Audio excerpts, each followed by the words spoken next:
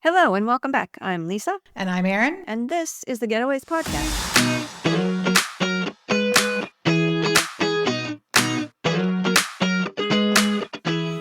Well, the sun's out. The sun's out. It is really lovely outside. We are recording in the 9th of March, which is a Sunday. And it is like the perfect weather outside. Everyone's back out bike riding. It's not going to last very long, so everyone's enjoying every second of it. It's been so beautiful the last few days. It's crazy. Yeah. And things are really starting to bloom. So that is a very nice thing to see. I want to start by just saying we had so many new listeners last week for our Easter thing, and we have so many more followers now. Hi. We are very grateful for you. Thank you. And also, you should know that, we talk about what we want to talk about, but we also want to hear what you want to hear us talk about. So if there's a particular city, country, area that you're interested in or that you would like to hear a podcast on, please email us. Let us know. Yeah. And we get a lot of questions about immigrating to Europe. So if there's more stuff you want to know about that, just hit us up. Yeah, because we want you to hear what you want to hear. So let us know. Well, so today we're going to talk about one of both of our favorite cities, I think. Yeah, it's definitely on my probably top 5 list. And that is Venice. Yes. And I say get there now because who knows how much longer it's going to be there with all the water floods and stuff happening. Yeah. There is a lot of quirky things about Venice, a lot of amazing things. Like it's got a bit of everything. And I'll just tell you a quick story about the first time I was there. I don't actually, maybe it wasn't the first time, but when I was there, I was a nanny working in Monaco, and I went on a weekend with another nanny, but I was kind of wandering around by myself early in the morning, checking out the city. And one of the funnest parts to me of Venice is just wandering around and kind of getting lost. And I was doing just that, and the skies opened up, and it just started pouring. And so I snuck into this little church that had this amazing fresco on the wall, and I just sat there until the rain stopped. And then I ended up sort of meandering around into San Marcos, and everybody was walking on tables because the whole piazza was flooded, and people were literally walking on tables that were set up by the locals. I don't even know. Is it the government that does that? I don't even know. I guess so. I mean, it's crazy because which I'll talk about us going there during COVID later, but when we went during COVID, the people I went with and our kids, we stayed in this hotel, and we got to the hotel, checked in. It was great. We went out. When we got back at 10:30, it was the lobby, which is in the bottom floor, was completely probably 1.5 feet of water that we had to walk through to get to the stairs. And the guy was like, I'm sorry, I should have told you need to be back here by 10, because after 10, the tide goes up until 7:30 in the morning, and then it goes down, and then they clean the lobby, which is just crazy to me, but that's just an everyday thing for them now. That's life. Yeah. And it's crazy to me how many tourists come in and out, and there are no roads, only canals. And then there's this flooding where you just that's just part of life. You walk on the tables, you walk through water into your hotel. But nobody really seems to mind either. No. It's part of the charm and experience of Venice, I guess, right? But go in educated, because I certainly didn't. And it was, I would have wore different shoes, to be honest with you. So the first time we went, all of us, was before we moved. Yeah, Dylan was 7, I think. So it's probably 2015. And we were there in winter over Christmas break, yes. Right? Yeah. And we stayed at the greatest hotel on the earth. We splurged. We did a splurge. Well, but remember, it wasn't even as much as it was supposed to be. It wasn't $900 a night, but it was still a splurge. Yeah. But the Gritti Palace, which is, iconic luxury history. That was, isn't that where Clooney stayed when he got married? Yeah. But when you go in, there's pictures of everybody who stayed there. I mean, it's all glamour, all beauty, all luxury. It's fantastic. And it's right on the Grand Canal. I mean, it is top tier hotel. It was so nice and so luxurious. It was crazy. We only stayed one night. Right. But I still carry the wine opener from the hotel everywhere. It was the best wine opener. It's so good. But that was your first trip. So tell us what struck you about the city. it was just kind of crazy because I didn't know what to expect. And I'd been to Italy a few times before, but never to Venice. And so just the no cars and how many bridges and canals there are was crazy to me. And it was very crowded at one point in the early evening when we went there. I remember walking down one of the streets and it was like, we were just very crowded, but it opened up at night. I think people go back to their hotels or whatever. But what I will say, and I've been there several times since, is I can't make sense of that city. I get lost every single time I'm there, like every time I'm there. But it was really one of the most beautiful places I've ever seen. Yeah. Well, and that's the difference between you and me, because I like getting lost in places like that and you hate it. And the other thing that people should know is that because the streets are so tiny and because the buildings are quite tall, Google Maps, worthless. Like it just spins and spins and spins and spins and spins and almost never has an idea where you are. But let's back up a little bit. There's two ways to get into Venice. So you can either come by train or by plane. And the train station is sort of like the far end away from the center of Venice. So you kind of have to walk a little bit and figure out your luggage and whatever you have. It's a walk. They have water taxis though that pick up right outside of the train station. Yeah, so that's what I was going to say. So, or you can go straight out and get on a boat, a water taxi, and it can take you wherever.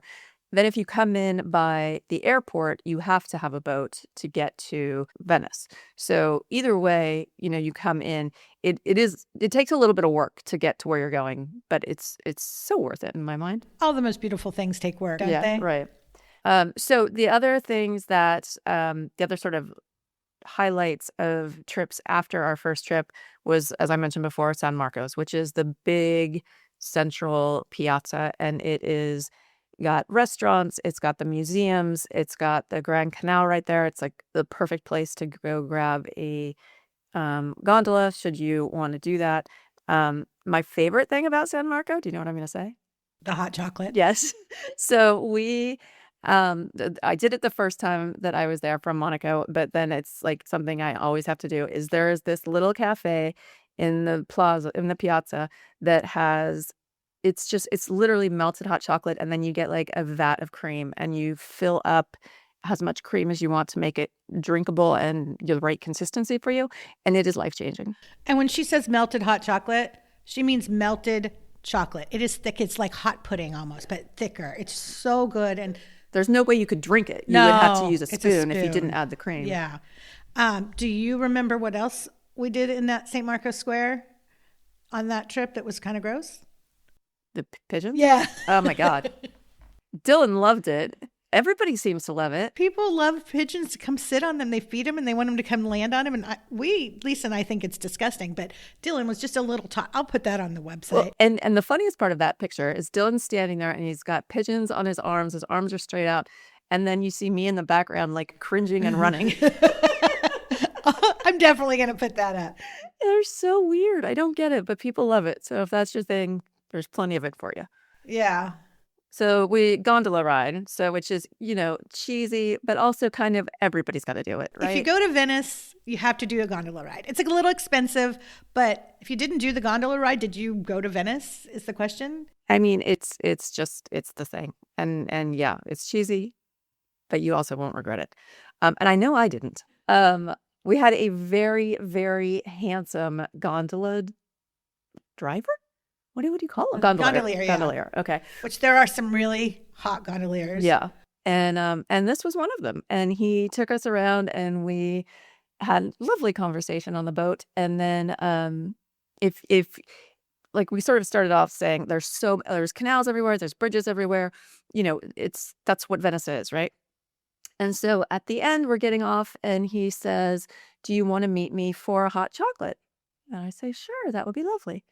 And he says, "Okay, meet me at the," and then he says something with a very strong Italian accent, and then bridge. And he goes, "Do you know where that is?" And I'm like, "Oh, I don't want to be the dumb American." "Yeah, sure, I know where that is." Well, I have no idea where that is. So I wandered around for like an hour. Yeah. And never found it. But we had actually left stuff on the boat, and he knew we were staying at the Gritti, so he came and left a note, and we got to keep in touch that way, and still are in touch 10 years later. One other thing about that trip. The hotel set us up at a restaurant. And so we went to this restaurant, which the food was like phenomenal, right? Right. Like it was so good. But at the end, they brought out like a big carafe of limoncello. And we were just like, this is great. We didn't even order it. So we're drinking limoncello and having a great time. Well, what you don't realize is they measure it and then they charge you for whatever you drink. They didn't tell us that. But it was one of the most memorable meals I've had in Italy, I think. And I don't know why. Couldn't tell you what I ate, but it was delicious. Well, it was also like we didn't live there yet, so like it wasn't the norm to have that kind of meal. Yeah. But you loved the place that my gondolier friend. So Lisa, like she said, she kept in contact with her gondolier friend. And when my brother came, we were like, let's see where the gondoliers go eat, because we don't want to eat at like a restaurant that's made for tourists, because the food will still be good, but it's You always want to avoid the big touristy spots, right? Yeah. So her friend gave us 2 restaurants, and so my brother and I decided on one, and it was like down a little alley under a bridge. And so we went in there, and it was literally all gondoliers eating there. And the menu was very simple and not big, but it was so good. And the men were all so welcoming. Like we all had the best time. It was so much fun and so good. Which I left. I just came and introduced you guys, right? Or came and said hello to the gondolier and then left. Yeah, and the gondolier didn't even gondolier us that day because the weather was crap, remember? Yeah, but we did find somebody to gondolier, because you got to do a gondolier. You have to. So one other thing that we did there, which I think is fairly common, but we loved it so much and Dylan loved it so much, was the glass blowing. Oh yeah, that was fun. So we took a boat to Murano, which is just like one of the little tiny islands, and took a tour, and then they let Dylan literally blow glass. But it was really fun. And I think, I don't know how common it is that they let the kids blow, but like there's nothing cooler than that. It was very cool. I'll put pictures of that up too, but it was very cool, and it's something that Dylan remembered. So yeah, I would suggest doing that with kids or without kids. Yeah. Because you've got to go to Murano anyway, because the Venetian glass is just so beautiful. Yeah. And I would say, like, in terms of things to take, like, that's definitely on the top of the list. And what we talked about before with Carnivale is the masks, which you'll see all over the city.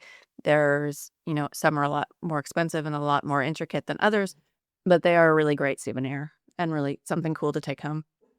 Now, I will say that there's a lot of gift shops that are aimed at tourists, and they have glass in there, but it's not Venetian glass. Right. So I would suggest going to Murano and going to where the factories are, so you're getting actual Venetian glass and not glass that's made in another country. So during COVID, we were in lockdown in 2020 until like May, right? From March to May, March, April, and May. Okay, we weren't allowed to leave our region until June.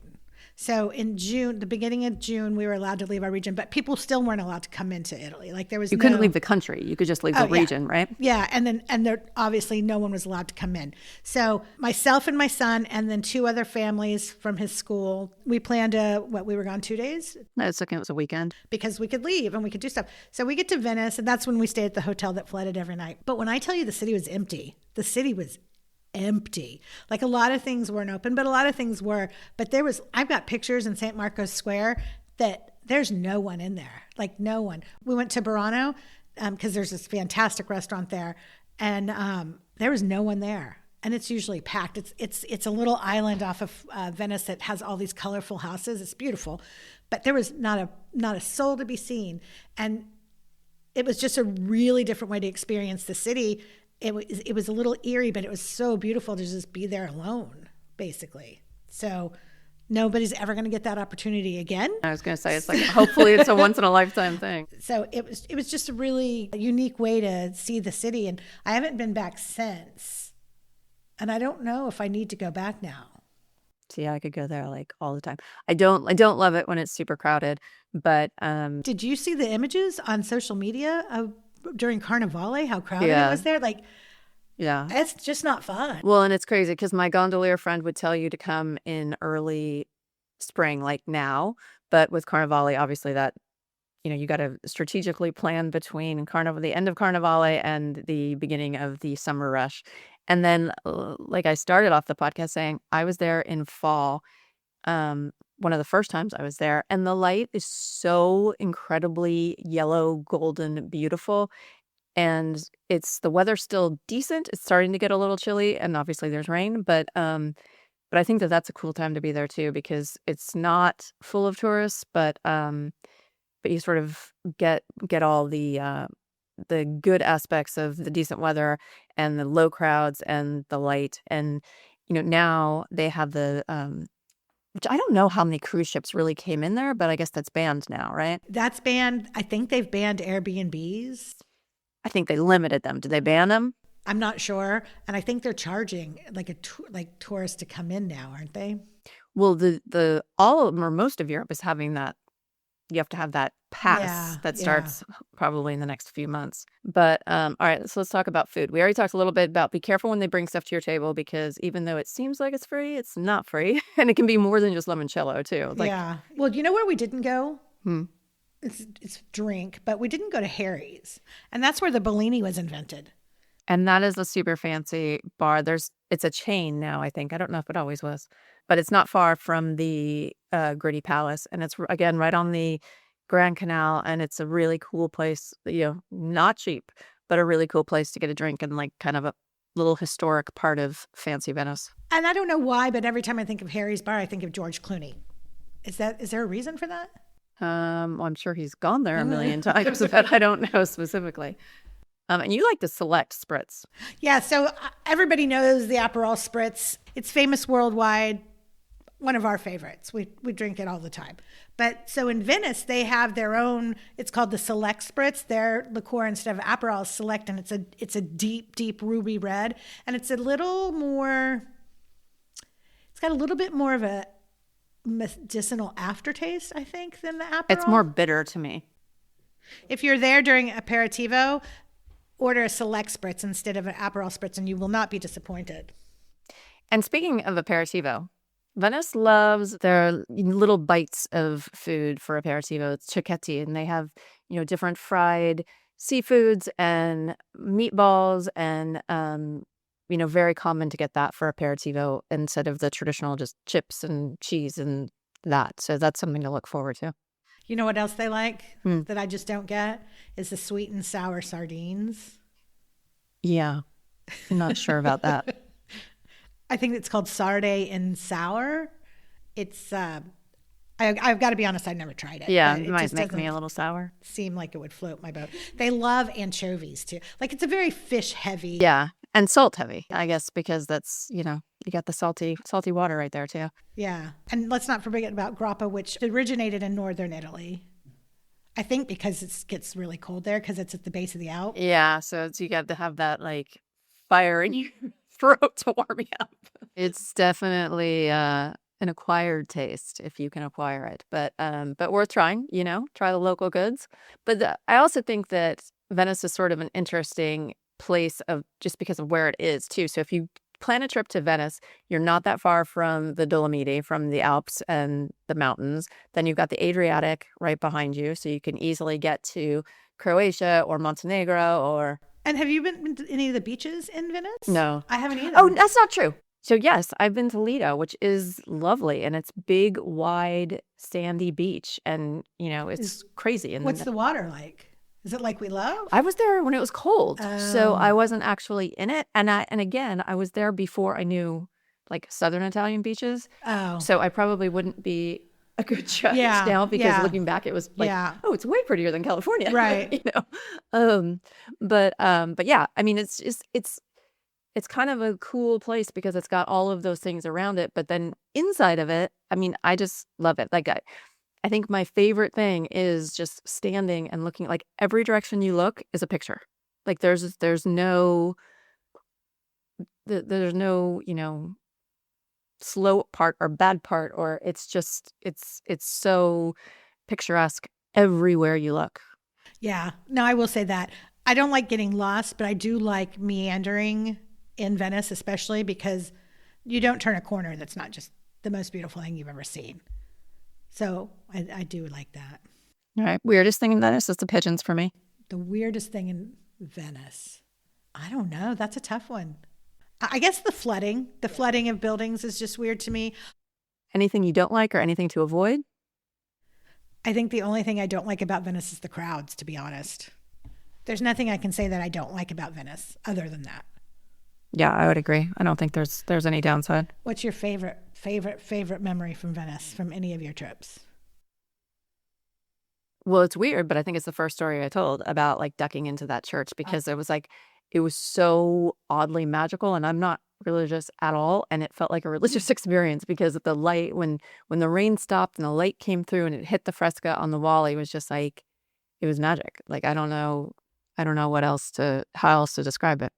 I think mine would be the glass blowing just sticks with me for some reason. It Yeah. was like such a nice day. Yeah. All right, get yourself to Venice, people. And try to stay overnight because the majority of people that come in are coming there for the day. So at night, it empties out and it just is even more magical. Oh, and one other tip is, and first off, the gelato is really, really good there. But one other tip is that because it's all walking, because it's all canals, make sure that you're in decent shoes because it's also cobblestone the whole way. And it's, if your feet get tired, there's no car to get into. It's you and your feet. So be prepared for that. Yeah. Yes. Good tip, Lisa. Thank you. I'm trying.